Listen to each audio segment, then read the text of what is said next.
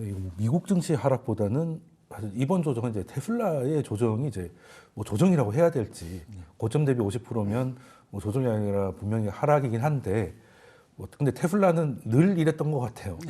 가만히 있었던 적은 없은 것 같아요. 물론 이 맛에 테슬라 투자한다는 분들도 계신데 어쨌든 이번에는 정고점 시원하게 뚫고 올라간 이후에 갑자기 이렇게 빠른 급락이 나와서 좀 오랫동안 장기 투자하셨던 분들도 이번에는 좀 심적으로 조금 불편하셨던 것 같더라고요. 주변을 봐도.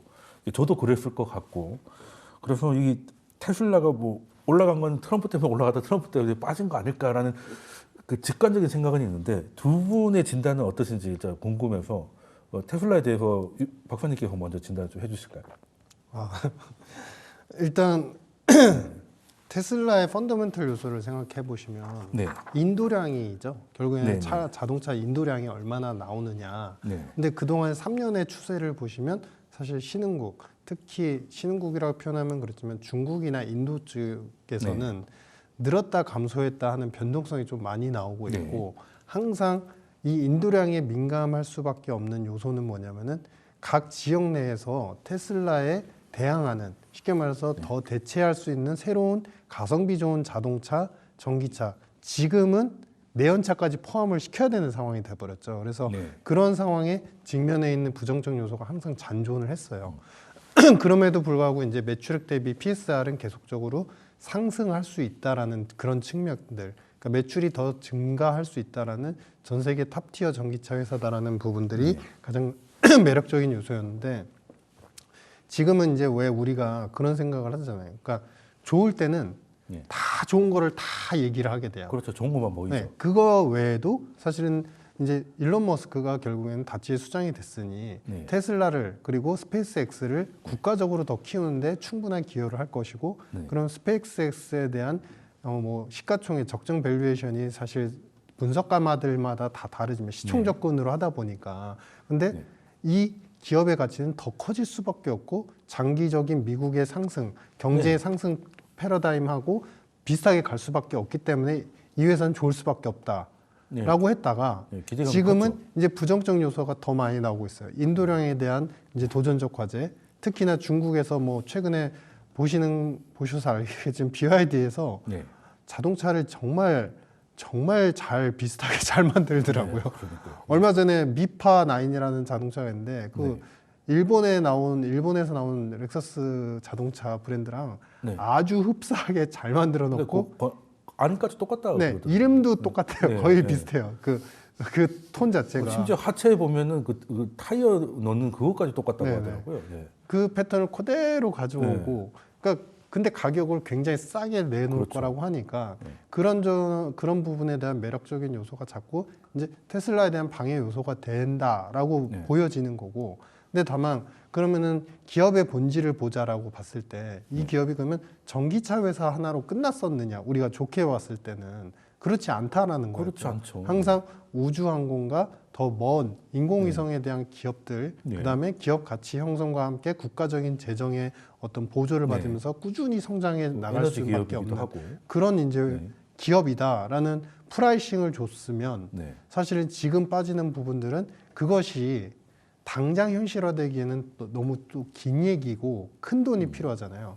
그러니까 그만큼 트럼프에 대한 네거티브 노이즈들이 나오고 침체를 감내하고서라도 용인하고서라도 라는 표현이 나올 때마다 그 역설적인 나쁜 효과들이 다 테슬라한테 오는 거고, 그러면 지금 사실은 상단에서 말씀하신 것처럼 거의 40% 이상이 지금 빠진 상태인데 이 성장하는 국가가 성장하는 기업이 더 여기서 더 추락할 것이냐, 전 여기서부터는 변동성이 좀 줄어들 거라고 생각을 해요. 개인적인 판단으로. 다만 이게 되돌리는 거는 또 시간이 상당히 걸릴 수 있으니 그거에 대한 감내와 그 투자 자금의 포트폴리오 계획은 좀 약간 길게 가져가셔야 된다, 이런 생각입니다.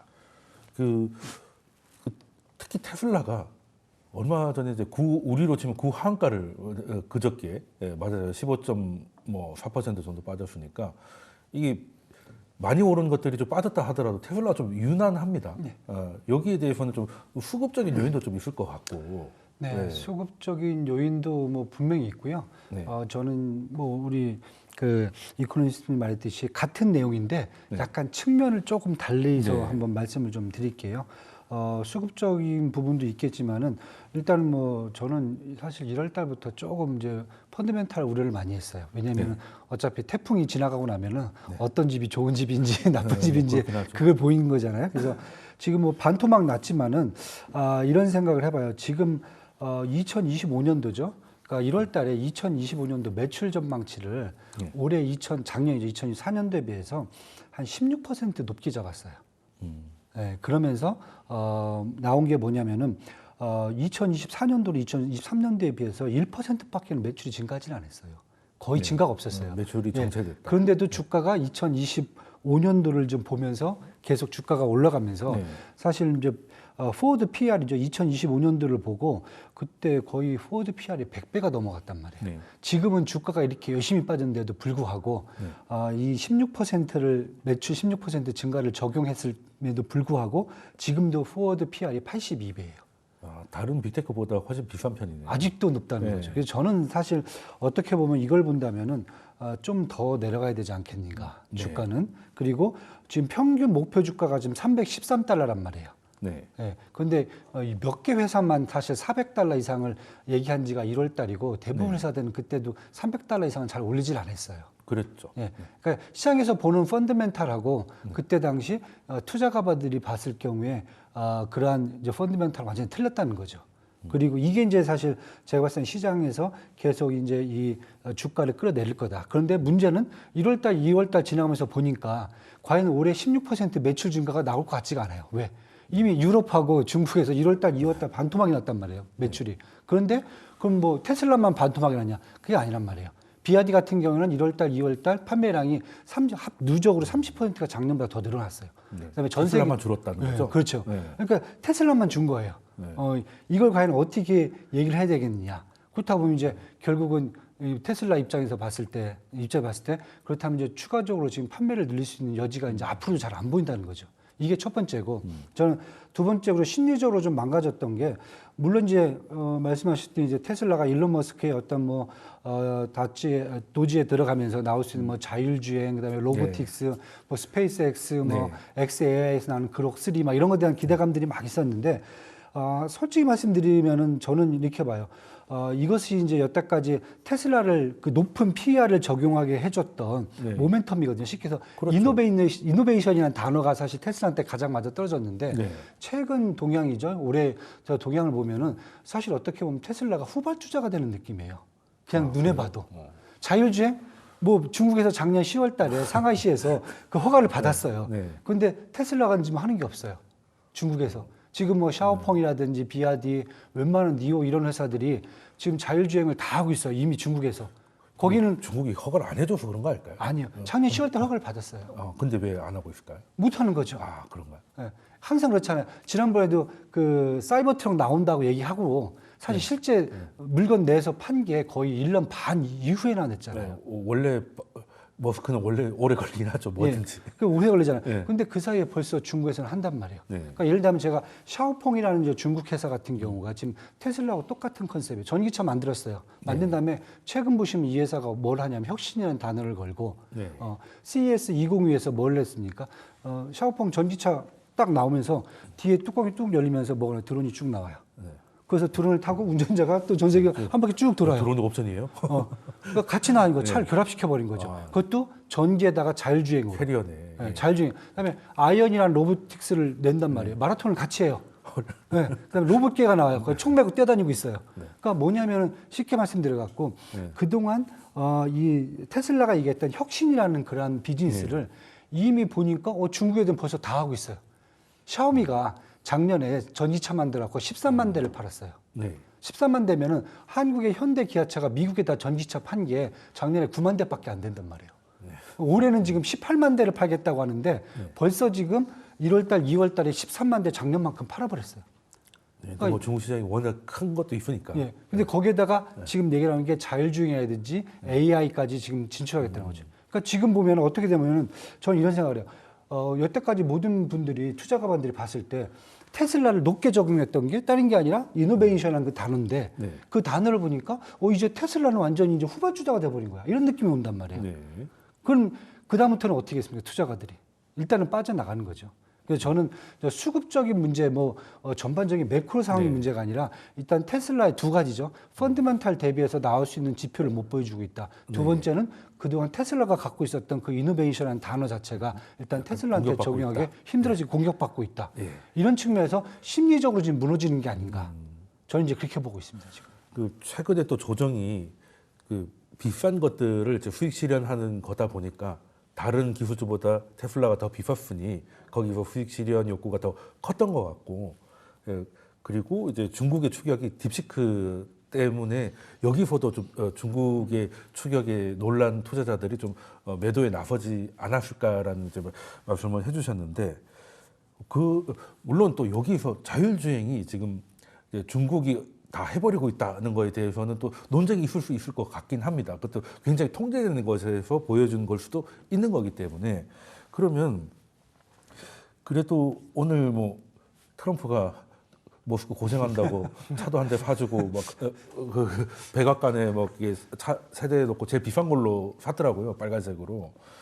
그래도 미국이 자동차 산업을 놓치면서 한때 일본한테 많이 뺏기고 제조업이 쇠락을 했기 때문에 어떻게든 이제 전기차 자율주행으로 다시금 자동차 기술의 헤게모니를 가져오려고 하는데, 굳이 꼭 트럼프가 아니라 하더라도 이거는 가져갈 문제니까 약간 장기적으로 보면 괜찮은 산업일 것 같다는 생각은 드는데, 이거 그냥 정치적 이벤트에 제가 너무 의미를 부여하는 걸까요?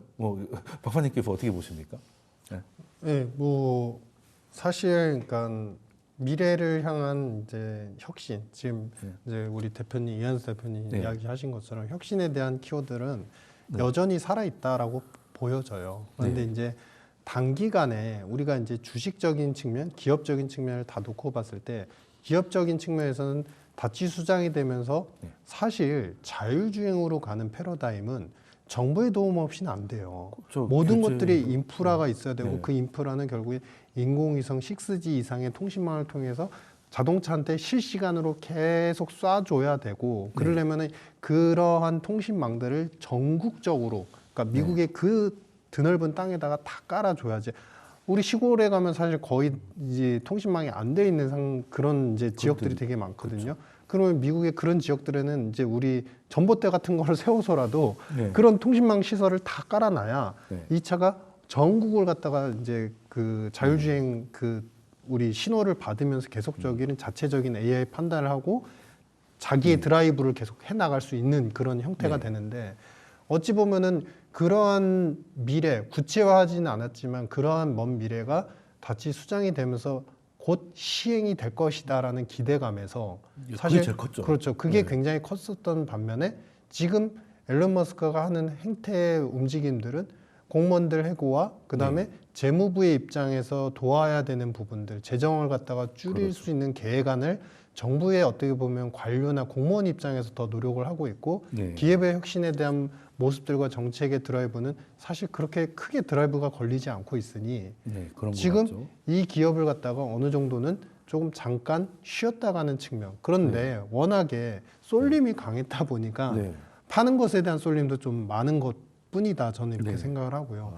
근데 이제 그러면 그 다음 패러다임은 뭐냐면, 단순히 트럼프가 자동차를 사주는 이런 패턴이 아니라 구체적 정책이 나와야 된다라고 생각을 하고, 그 구체적 정책은 이 지금 테슬라가 추구하는 AI가 어디로 접목이 돼서 우리 엔비디아의 흐름하고 똑같죠.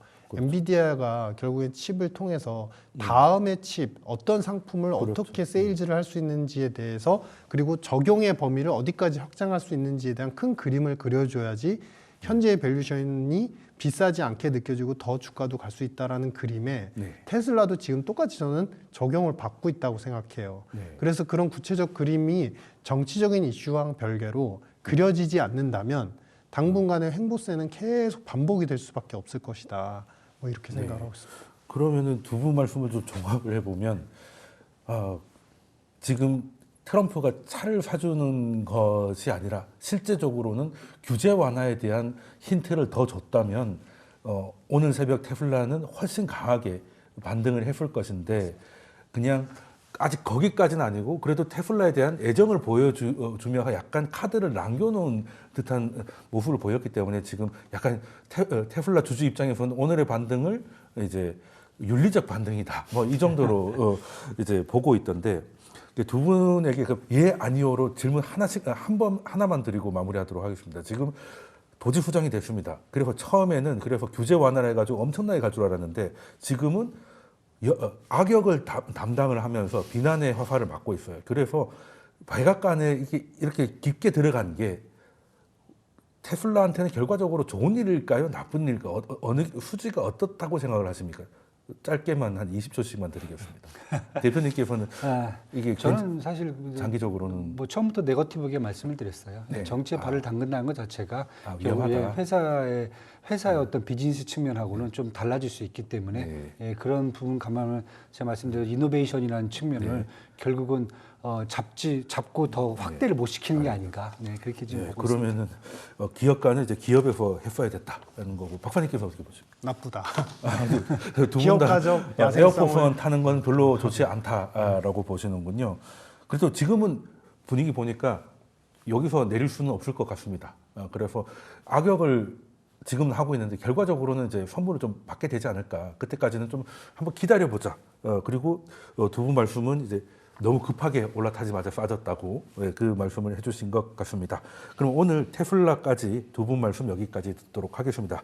지금까지 이완수 대표님, 유신익 이코노미스트 분이셨습니다. 두 분 말씀 감사합니다. 감사합니다. 감사합니다. 감사합니다.